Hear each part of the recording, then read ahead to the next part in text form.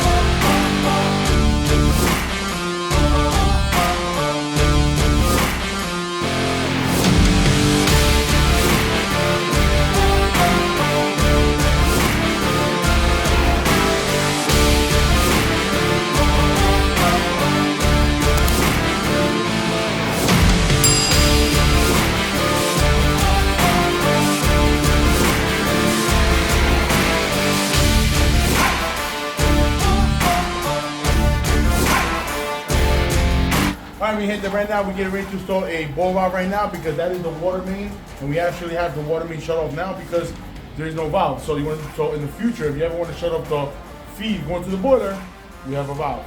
And we don't have to shut off the actual water for the whole building. So let's see.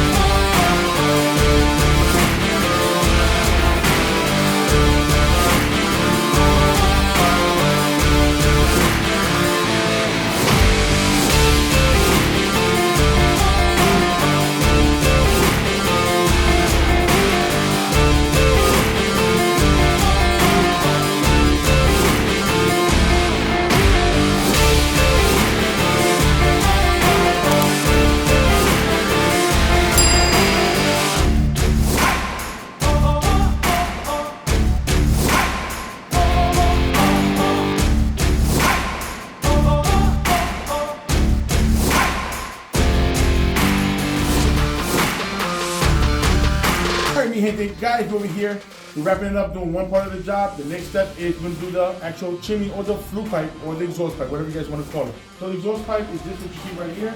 It's for the flue pipe. So part of the code is it has to have a TY. Why? Because you put a regular T, you create resistance.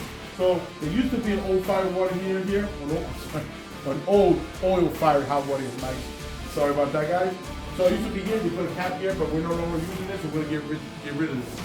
So if you think about it, the TY is going to be the first piece that's going to connect right to the bottom of the chimney, and this is going to connect to the Y. And then on the run, you're going to connect the second border, which is on that side. Again, guys, think of it. If you go into like, if you have a T, the T is going to create resistance right here, right in the flue pipe. But if you put a TY, it's going to go with the flow and flow right through the chimney. That's the whole purpose of, or that's the way the inspector sees it. That's the way I see it as well, and it makes a lot of sense. So guys, stay tuned. I'm going to show you how to put an actual flue pipe together, manifold them together, and do it the right way. Stay tuned. Whip out.